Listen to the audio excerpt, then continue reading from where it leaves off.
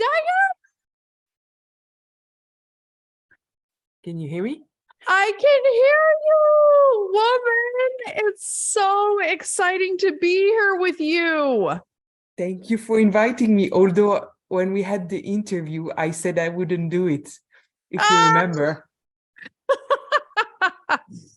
well, let's jump right in because I'm curious. Tell me what changed your mind. Tell me what made you want to change your mind and share your story. All those women who helped me, like when I was in Qatar, I was going for walks and listening to your podcast. And every time I was thinking, yeah, it's nice to hear that I'm not alone, and then see that all the people are sharing their story. And I was like, maybe I should share mine. I had some friends here that I found out are facing issues as well. And I'm trying to give them the energy that you gave me, but it's not working. I wish they were speaking English, you know. I shared the podcast, but their English is not so good. And it's such a shame, you know. But I wish that they had somebody in French that could do the same kind of job that you did for me, you know. Well, you So know what? You know I what that am means? trying to help them, but I'm not as good. Well, you know what it means is I need to brush up on my French. It means that I need to get back over to Europe and be practicing more because You should. it's very rusty. C'est très rouillé.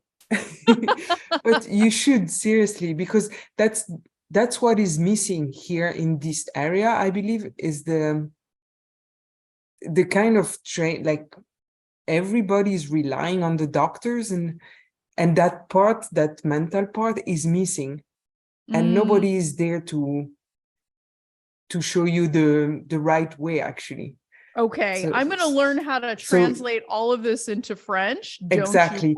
Or put subtitles in your podcasts so people can listen to them, you know. That's a really good idea. That's a wonderful idea. Well, so let's start off. We're just going to have a conversation. I mean, why don't you start by just sharing with the women listening where you once were a little bit about how you found yourself on this journey and then how we met. So I met you not like face to face in 2019. Well, so I started the journey, like I took the decision in January 2019 to start the IVF treatment because I was fed up of waiting for a husband, because I've been waiting for a very long time. And yes, I had a boyfriend at the time, but it was not I thought he was not material for husband. And then I started to do the research, and I'm from Belgium, but I was living at the time in Qatar, which is not really authorized to have a child by yourself, like as a single mom. You need to be married. So I started all the process in Belgium, applying, and then I found out that if I do the treatment in Belgium, I need to see a psychologist, and she's going to decide whether I'm a good mom, I'm fit to be a mom or no. And I was like, why would I do that? Like, so I decided to look around, and I found other countries that didn't really care about, like, it's your decision, not their decision. So I decided to go for Cypress. And so I started to check my body, and then I found out that I have cysts, where I've been going to the OBGYN for 30 years, and nobody ever told me you have cysts in the ovary. So I was a bit shocked, you know, because I thought it's going to be easy. I'm going to go for treatment, and then boom, I'm going to be a mom. So I called the clinic in Cyprus, and I say, yeah, everything is fine except that I have cysts. And then they said, no, you can't start the treatment if you have cysts. You need to do laparoscopy. So I was like, okay. And, you know, it takes time to schedule everything. So I was like, okay, fine. So I did the laparoscopy in July. No, yeah, beginning of July. And then I went for the checkup in August, and the cysts were back. So I called the clinic, and I said, like, the cysts are back. And they say, okay, then come, and we're going to do a aspiration, and then you can do the treatment. So that's what I did. And so I went in October thinking, piece of cake, I'm ready. I went totally unprepared, physically and mentally, because I didn't know. I thought like you just take the medicine and boom, you're pregnant. So it got a big slap on my face. So that's when I found you by accident, actually. And so I was in Cyprus doing the treatment, and I was watching on Facebook, and I don't know how Facebook showed up your advertisement. And so I Googled it, and then I found like free podcasts, like have a look. So I started to listen to your podcast, and I found your book, the first one. So while I was in Cyprus, I was reading the book, and I did my board, but because I'm in Cyprus, it's not my house, so I have no material, nothing. So I went to buy scissors, and then I stole all the little brochures from the IVF clinic, so I can create my board and everything. It was so cute, and I don't have it here, but I wish I had it. And so I get the treatment, and then no embryo came out of it. And I just like, fuck, okay, it's okay.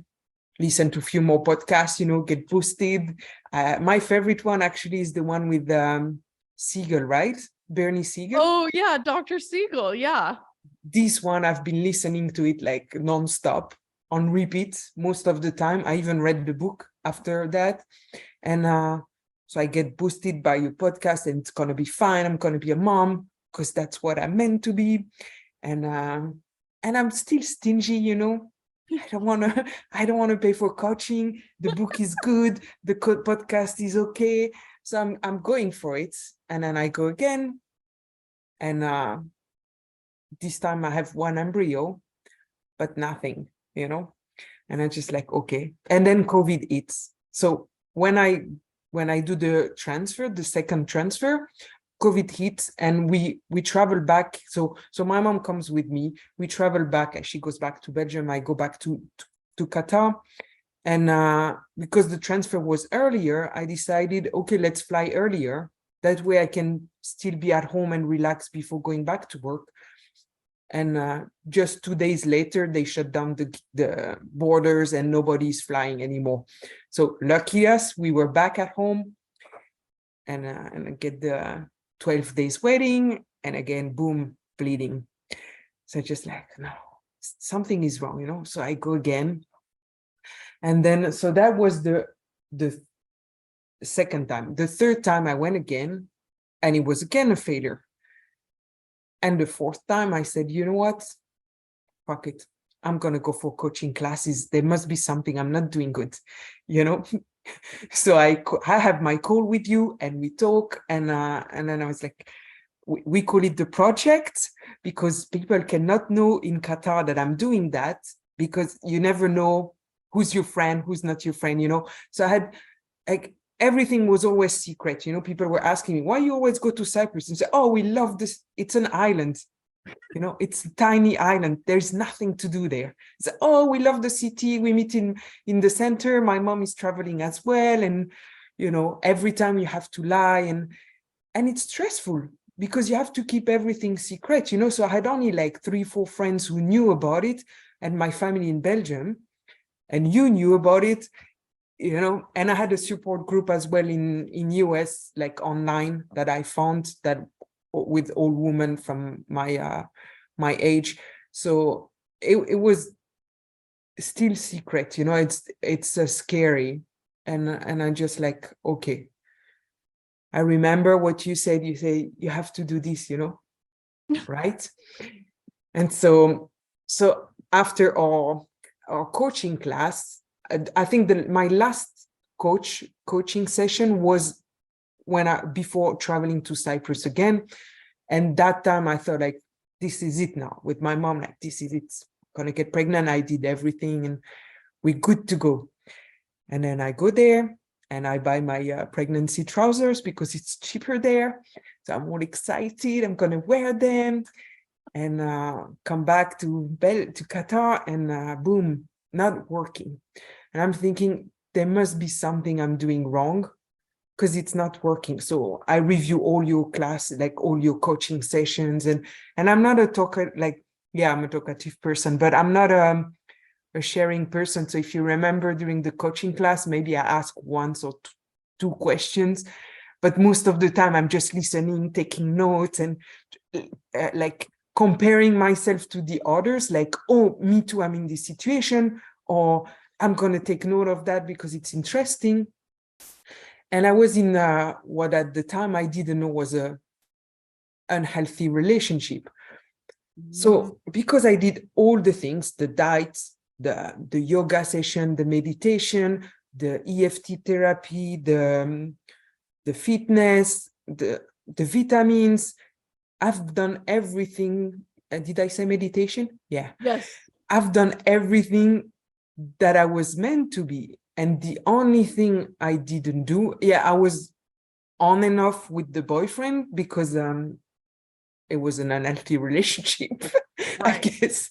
So I keep breaking up and going back and breaking up. And every time I would go to Cypress and we break up, he puts stress on me. And I thought the last time, it was in July, that's what hit me. And I was like, no, I did everything now. I'm mentally fit. All the coaching has been done. Everything is done. There is the only thing I didn't do is leave Qatar. And I was like, this is it. If I want my baby, I need to make changes in my life. And I was like, okay, I'm going to leave Qatar. And I love this country, and just talking about it, I get goosebumps, the dream job, my boss is amazing. I really didn't want to leave. So my boss was coming back in September. And so in July, I get the bleeding. And I was like, okay, I started to plan everything. And I started affirmations, so I found this book with Louise something, Louise Hay? Yes. And she had this she was moving from city, and she had this affirmation about having an easy move. So I kind of reproduced the same sentence, and it was in my fridge. It was nobody knew I was leaving, only my parents. And I had to wait for my boss to come because out of respect, I wanted him to be the first one to know, after 13 years of relationship, I wanted him to be the first one. So I go to so my little sentence. I start taking pictures of all my stuff that I'm going to sell because I don't want to ship them. And then September comes. I tell his assistant I want a meeting with the boss, and she was like, "Yeah, sure."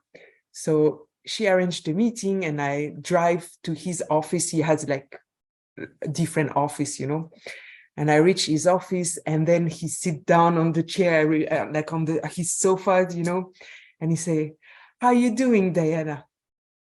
And then I start crying for what felt like 30 minutes. I'm sure it was like 5-6 minutes, and I couldn't keep it anymore. And I emptied my bag. I told him everything. I told him about Cypress, about the treatments, about me wanting to be a mom. And I think it unblocked something in me. And I was like, yeah, I'm leaving. It's time for me to go home. I want a family. And he was like, you know what? Go for it. Because as a Qatari person, what I thought he would be against, he told me the biggest philosophy in Islam were raised by single moms. And then that was it. It's not that I was waiting for his blessing, or because I know he has nothing to say, but hearing that from him meant so much to me. And then I had another boss where I went to as well, and he said, like, if you need help, I know a good clinic in UK. I can give you the contact details. I have friends who've been there. Don't worry, it's gonna work. And I'm gonna keep your job, and then you come back in 1 year and take it back. And I was like, no, but you're not understanding. I'm gonna keep going until I get my baby. I'm not coming back until I get my baby. And it was like, yes, but you won't be stressed anymore. So in 1 year, you can come back with the baby. And I was like, yeah, but my parents, I want them to be with my baby if it works. And I was like, okay. So I left in a good relationship, and I left also with the openness of those people that really mattered to me for so many years. I never thought that I would have their backup. And so I reached Belgium in November, and I kind of so from July till November, I kind of give up. I let go. So I stopped the dieting, and I gained 12 kilos, because of the stress, not having. I left without a job, So I reached Belgium, and I need to find a job. I've been, after 20 years, I need to do all the paperwork for my health insurance, for buying a car, getting settled, finding a house, everything. And I was just like, okay, thank God I read Roseanne's advice book, The Universe Has My Back, right? So after that, I'm just, okay, I'm looking for a car, I'm doing all the paperwork. And then when I'm done with all the paperwork, I'll travel to see my brother in Czech Republic. It's okay. And then I get a call from my friend, and he said, are you back to Belgium? And I was like, yeah. And he said, like, definitely. And I was like, yeah. Are you looking for a job? I was like, yeah. And he said, that job I told you about like 3 years ago? It's again available if you want it. And I was like, okay, let me send my CV. And I found the job. I got the job before I got the car. Can you believe it? I got the job before I got the car. And I asked my new boss, when would you like me to start? Thinking she's going to say, oh, when do you want to start? And she say, January. And we are beginning of December. And I know Christmas, my family is coming to Belgium. So beginning of January, that means I cannot travel to see, I cannot rest. I was like, okay. And then, so I came back to, I start the job, everything is fine. And then I decide I'm going to go, because I'm working from home, which is the dream job. I really like it because I don't have to travel. It's a very nice job. And it's an American company as well. So I can keep focusing on my English and everything, So everything is perfect, And I decide I'm going to go to Cyprus, back to Cyprus in March, and see how it goes, But before that, I went for a new test that I found on one of the websites. It's like it's not a genetic test. It's to find out what's happening when they transfer the embryo. Is everything normal? So I when I was in Qatar, I called the Belgium clinic and I said, I want to do this test. And they tell me, no, we only do that test if you do your treatment in Belgium. And I say, no, I can't do my treatment in Belgium because my frozen embryos are in Cyprus. So I can't ship them to Belgium, So they say, yeah, sorry, we can't do it. And then I start taking, what do you say again? Taking advocate for myself. Yeah, taking charge, girl. Exactly. So I make a big scene. I was like, this is unacceptable. You tell you're saying you're helping people, but you're not. How can you do that to me? This is not fair. And this is discrimination. And so after fighting on the phone with the woman, she said, okay, let me speak to the doctor and we see what can be done. And she said, okay, you can come. So I went for the test in November because you have to be there for 1 month to, go and check. It's like embryo transfer. So they need to do a biopsy. So I go there and then I ask her, in case I get pregnant the next time, can I do my follow-up? Because my clinic is in Cyprus. I'm not staying in Cyprus. So can I do my follow-up in Belgium with you? And she said, yes, but only for the 12th first week. I was like, okay, fair enough, So March, I go to Cyprus with my I had some issues. That's why the embryos were not sticking, because I think my body was attacking the embryos. So I have kind of new medicine as part of the protocol. Go to Cyprus, everything is fine. I only stay for a few days, do an embryo transfer. Then I fly back to Belgium. I miss my flight. So with my, oh no, I forgot to tell you about my embryos. So I had 3 embryos left, which were in one tube. And then the doctors tells me, we're gonna do 2 embryos and toast the other one. And I was like, what? And I was like, yeah, once it's unfrozen, you can't keep it anymore. And I said, no, you're putting the 3 embryos in. I don't care. I want the 3 embryos in. And it was like, yeah, but it's a bit risky. And I said, I don't care. You're not throwing away. You're not wasting one of them. You put the 3 in, And he said, okay, then we'll do that. And then, so I had issue with the progesterone. And I do the blood test the day before the embryo transfer to make sure it's good and it's bad. So I call the clinic and they tell me it's bad, but it's okay. We're going to give you injections on tomorrow when you come for the transfer. And I was like, no, I want the injection now. I want one tonight and I want one tomorrow morning before the transfer, because there's no way, I have low progesterone. I need it. And I was crying, before that, when they said, no, we'll give it to you tomorrow. And thank God I remember all the stuff you told me, because after I had a fight again by WhatsApp, and I said, no, I want it now. And so they deliver my drugs by taxi, in the hotel. Yeah. And I got the injections before that, before going, and then one before the transfer, and everything went fine. And then I come back to Belgium. I miss the flight connection. So they tell me I have to run with my embryos, where you're not supposed to do exercise and everything. So I start running to catch my other flight, which I miss, of course. And then I'm in Istanbul, stuck. And then the guy doesn't want to give me my luggage.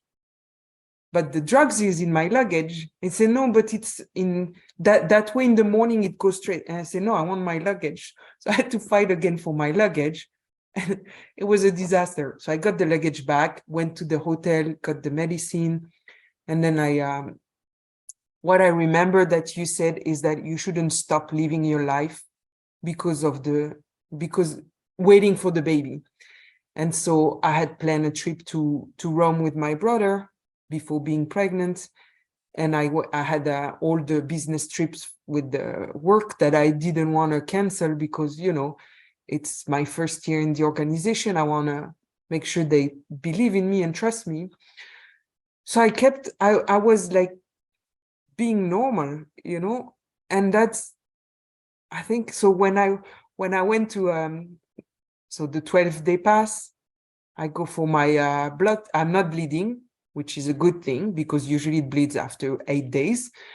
And then I go to the clinic, and my brother is a nurse. So you remember, I sent you the picture. My brother does the picture. I took the picture of my brother doing the blood test for me. And then he calls me a few hours later and he said, congratulations. And I just like, are you joking? And he was like, you think I'm going to joke about that? And I was like, you serious? So I'm getting excited, and he was like, yeah, it's positive. So I get all excited, but let's be patient. You have to do a second blood test a few days later to make sure it's on. And so, okay, I'm pregnant. I go to the clinic in Brussels with my pregnancy trousers, Might as well use them. You don't know for how long you're going to be pregnant. So I go with my pregnancy trousers to do a check. And then she's laughing at me. And I was like, yeah, I already put my pregnancy trouser, because I'm excited. We expect this. Exactly. And so she said, everything is fine. I hear the heartbeat and everything. And it's just like, oh, it's real, and it's real, but you still don't want to fully go for it. Like you still have this little hesitation, And then after 7 weeks, I think, I start bleeding, and I didn't know. So I go to the bathroom and I come out with blood, and I'm living with my parents at that time because I was buying a house. And so I reached the sofa, and I say, I think it's over. And so my parents are sad, I'm sad, and it's Sunday night, so I can't go to the clinic. So I called my clinic in Brussels, and they said, the only thing you need to do is go now to the emergency and find out, So I go to the emergency in my city, and after 5 hours of waiting in the emergency, because it's all the ER is like this, right? This woman comes and she checked me and she say, he's still there and he's really active. And I'm just like, oh. And she said, you have to rest and avoid moving and everything. And I'm just like, yeah. But 4 days later, I was traveling to Rome, with my brother, to travel, to visit, not for business or. So it's like, I can't cancel. I've never been there. It's a trip that we have planned and we are excited. And my brother was moving to another country this year, so it was like a gathering together, So I was like, no, I'm not, I'm going to Rome. So I'm going to Rome, and we're walking 20 kilometers a day because there's so many things to see. And that was the best trip ever, because while I have to keep hiding from being pregnant in Belgium from everybody, because, the 3 first months you don't talk about it, in Rome, everything you visit, you have to go through the security gate. And if you're pregnant, you cannot go. So you have to say you're pregnant. So for 4 days, I could tell I'm pregnant.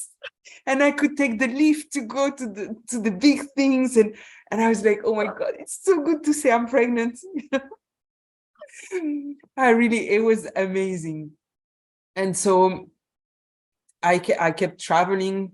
So my baby traveled to Paris. So we went to Rome for holiday. We went to Paris for business 3 days later because I had a show. So I was standing like for 3 days, 8 hours a day, smiling on the booth. Then after we traveled to Germany 3 times for work. I went to Prague to see Imagine Dragon with the baby. He loves now.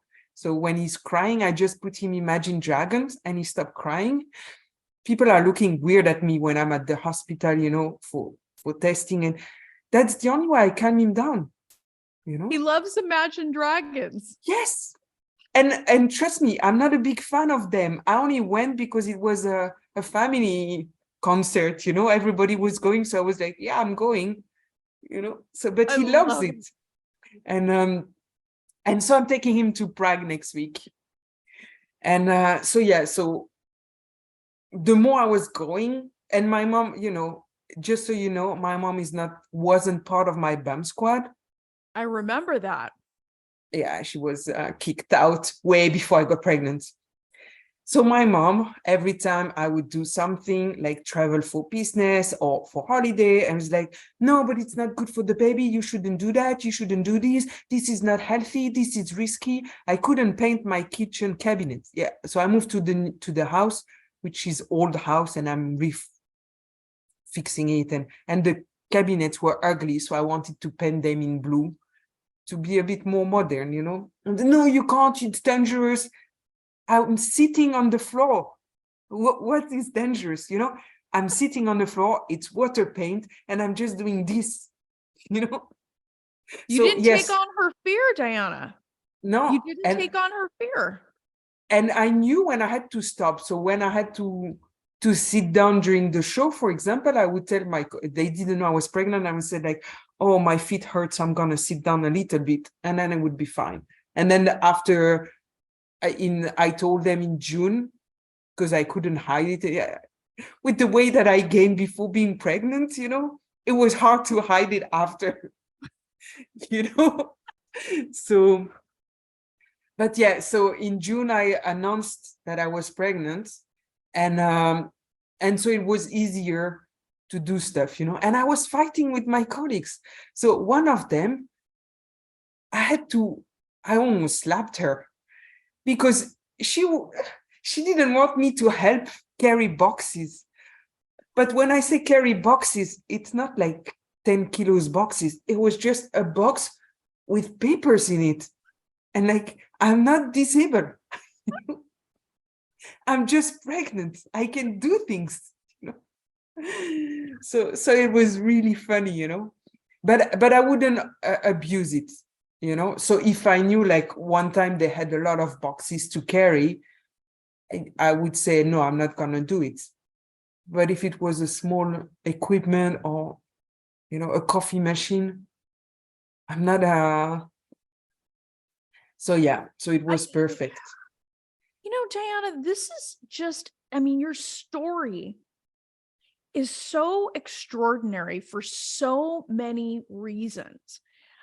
Just listening to it again, my eyes were getting watery because I thought to myself, here is this woman who loves herself and loves her dream enough to make some rather dramatic changes.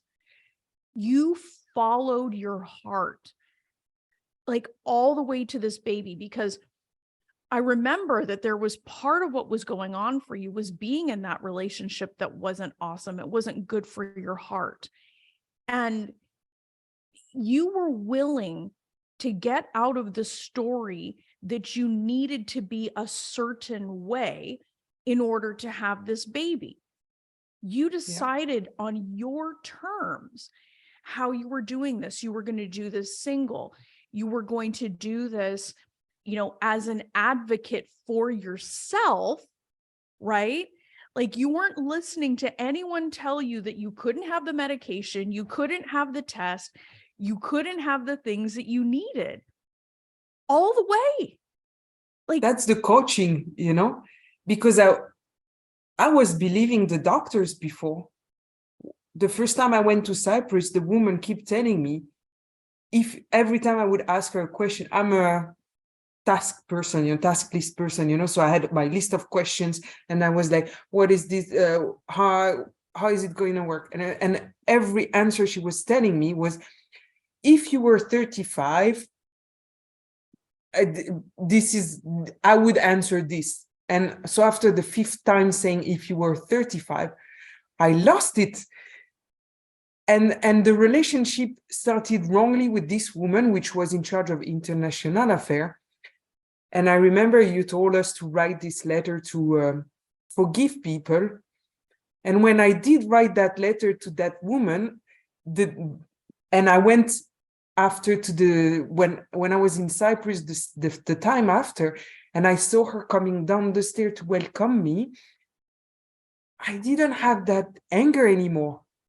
I was peaceful, I even after that, when I went the last time, she wasn't in the clinic anymore. And I did text her to tell her I'm pregnant, and I sent her a picture of the baby because I did forgive her for the, if you were 35, she doesn't know. You helped me believe in myself, actually, and do the changes that I was fucking scared to take, because yes, I loved Qatar and I wish I could have built my family there, but changing everything that I did, the way you guided me actually made me realize, like, it's not like you told me you need to change boyfriend or you need to change country. All the tools that you gave me made me realize, if I really want to be a mom, this is what I have to do now. So I found the things that I had to change, thanks to the way you coached all the women, because I was not asking questions, Well, you always ask smart questions. I remember, people this is just 10 years in the courtroom as a prosecutor gave me a very sharp memory for the way people watching people. And you were always there, always enthusiastic, always ready to go, even if you didn't have a question. But I could see, Dayanah, that you were thinking. Yeah. I could see it. I could see that it was getting through. And, think about how much you changed, because I think you in July to November. Yeah, it happened that fast because you had your transfer when you got pregnant. Which month? What was that? So when I got pregnant, it was in March. Right. So So 3 months, like 4 months after leaving Qatar and doing all the changes that you guide me to do, it worked. Yeah, I mean, like, it's crazy to me because if we take July to July, like, your life was completely different. Not only were you no longer in Qatar, you're freaking pregnant. Yeah. Like, 3 Less months than a year pregnant at that after point. leaving, I mean, it's extraordinary. I mean, people don't believe me when I tell them, look, if you want to change, if you're super committed to making this dream come true, it's absolutely possible. I don't care what has happened in the past. But when you change, the result changes. It has Exactly. to. And you remember that I bought my baby chair? Yes. So I bought my rocking chair because, you have to believe in being pregnant. Yes. And I had this dream of this rocking chair for the baby for ages. And every time I would go to the baby shop and I would see it costed a fortune. And I was like, I can't afford this, especially if I'm traveling back to Europe. And then I was walking around the shop with my friend and we went to this other shop, which is not a baby shop. And they had a rocking chair. It's not a baby rocking chair. It's more like the TV rocking chair. But this is exactly the one I wanted. And it's like, this is it. I'm buying it. And when I told people I'm taking it to Belgium, it's there upstairs, and he loves it. And I was like, of course he loves it. Well, I'm shipping it to Belgium. And I was like, but you can buy any. No, this is my baby chair. I'm taking it with me. Dayanah, what you're really demonstrating here is that we have control. And Yeah. when we decide that we are not taking no for an answer, and you are an advocate for yourself, anything is possible. I mean, think about the medications, think about the chair. I mean, like, everything that you did was taking a stand for you. Yeah. And what I appreciate is, it took me 4 years from the beginning of the concept, I would say, to achieve it. But those 4 years were not wasted at all, because before being pregnant, so when I was in Qatar, it's different kind of life, I had the gym, I had a yoga teacher, I was doing everything with people, people helping me, coaching me. And when I moved to Belgium, I live in a very small town. The gym is like 30 minutes drive. I'm not going to drive 30 minutes to go to the fitness. So I was telling my coach, my fitness coach in Qatar, thank you. Because thanks to you, those 4 years where we trained, my pregnancy for my age, as people say, were amazing. It was amazing, compared to people. I had no back pain. Yeah, I had shit, all the hormonal things, I got them. Of course. But it's okay, I ate 2 kilos of baking soda for burning, for acid reflux in 9 months, because from day one I was pregnant, I had acid reflux. I didn't know what it was before. Now I understand people. I feel sorry for those people who have that all their life. I swear, this is awful. This is so painful. So for 9 months, I had to drink water with baking soda because that's the only thing that was working. And it's disgusting. Yes. I can't wait for him to be allowed to drink normal stuff to show him what I've been through. And it was worth every bit of it. So yes. Well, so what are some of the things? Like, I mean, because your son was born. I mean, we've been talking about him this whole time, really, but like, yeah, it's a boy, by the way, because we yeah. didn't know what it was until it came out. Oh, I love it. I love It's it. a And boy. so what would you want the women listening to take away from this? Because here you are, this globe-trotting woman, Qatar, Belgium, Rome. I mean, like, you lived your life, you did this your way. You didn't let somebody else's belief about needing a partner stop you. You did this completely on your terms.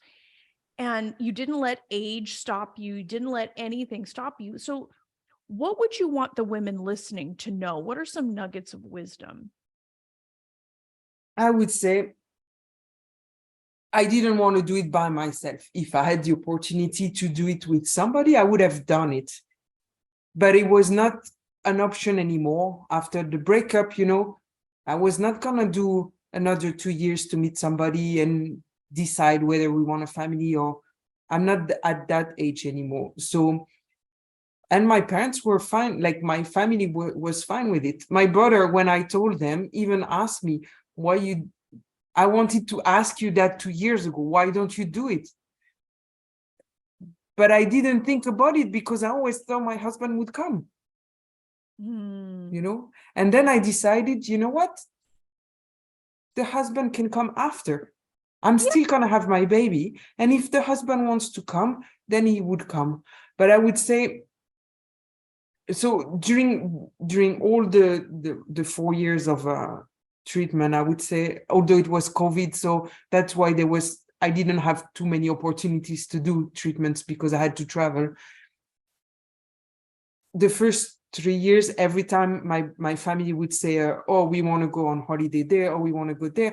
And my answer would always be, I can't give you an answer because I don't know how the treatment is going to work, when I will be able to go for treatment, and everything was related to treatment first and then life.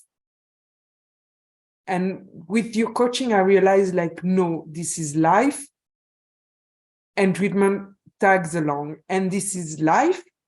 And if the baby wants to be part of it, he's going to tag along. And if he wants to be there, he's going to be there.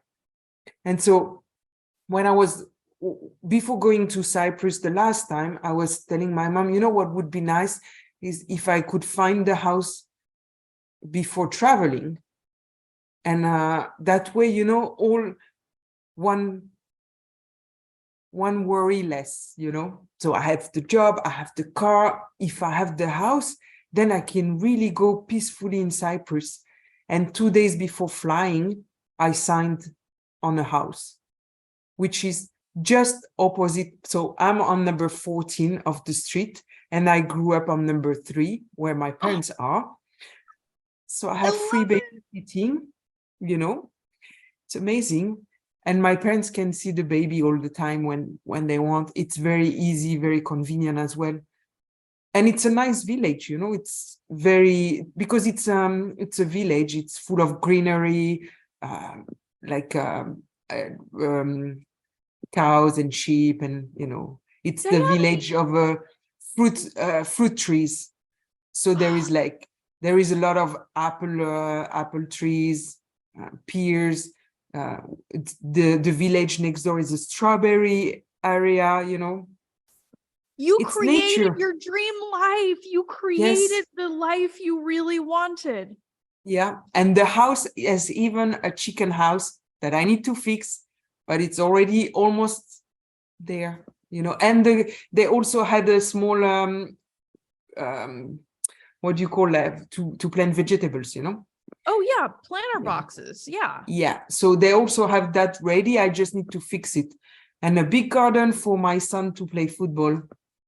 Everything is ready, But the reason, it doesn't surprise me that this happened for you, Dayanah, because you were willing to believe, even though the current circumstances and the quote unquote past failures would suggest otherwise, you kept your eye on what you wanted. Yeah, I didn't even let's say I didn't even grieve the failures because I didn't see them really as failures. I was Yes. like, the first one was a total waste of money for me because I really went unprepared. I was even drinking coffee before. Nobody told me don't drink coffee if you want to get pregnant. Nobody. Yeah, I knew for alcohol and cigarettes, for example, but coffee. Nobody told me to not use deodorant, use organic one, or so I had to retrain myself. And because it was not something I was talking about, people were wondering, like in Qatar, my friends were wondering, what the fuck is wrong with this woman? Why is she not drinking coffee anymore? Why is she taking this? Why she's doing that? And I was like, no, I want to be healthier. And then when I told them, because when I left Qatar, my friends, I explained to them all those weird stuff I was doing. And I was like, now I get it, Now they get it. Well, Yeah. I mean, your story is such an inspiration, Dayanah, and I just am so honored that you decided that you wanted to share it. And the reasons that you're sharing it are so good and they are so generous, because I think that so many women out there think that everything needs to be perfect before they can call in their baby. And what's interesting is what the real conditions are for you to be happy, for you to live your life, because everything else is coming. It is coming. It always finds a way to find you. Yeah, that's the thing, actually. It's not you have to go for it. It's him or her who's gonna come to you, actually. That reminds me, conceiving is all about receiving. You have to be willing to receive this baby. That's right. That's exactly the way that we started. Yeah, Is keeping yourself open, not this Darth Vader death grip that we exactly. always try to have. And that's what I stopped in November. July, when I came back, that's when I realized, like, I need to let go now. And that's why I stopped the diet. And I was like, I even went to Cypress, not thinking it's gonna work, I just went for another try, Yeah. and I never believed it would work. And when you told me, do you want to join the podcast at the beginning? And I was like, let me wait. You remember, it's not that I didn't want to be part of the podcast, it's that I didn't want to jinx it because I was still wondering. And even now when I look at him, I just like, I can't believe it worked, and my friends in Qatar that knew about it, they are amazed that everything I talked about and the way I changed my my mental with the time, with the coaching and everything, they are amazed by the story, actually. It's an amazing story, and it's also amazing how quickly those changes were made and how profound those changes were. You didn't just change a little bit, Dayanah. You changed your world, right? And everything started happening for you. You opened yourself up. You stopped beating yourself up. You stopped accepting less than what you deserve in a relationship. And you didn't allow other people to scare you. You advocated for yourself and you had your vision. And now today you have your home in the countryside, in a beautiful village with your son. I mean, dude, I'm so freaking happy for you and proud of you, because you are such a good example for everyone listening out there, that you don't have to live by other people's limitations. No. So thank you so much for sharing your story, my love. It's just, I can't wait for women to hear this. This is so good. Thank you for sharing. Thank you for trusting me. Thank you for inviting me into your life. Thank you for helping me. And I know I've been saying that since the beginning, but you cannot imagine what you did for me is amazing, you know. And when I see him, it's just like, if he was a girl, maybe I would have called him Roseanne, you know. Please, no.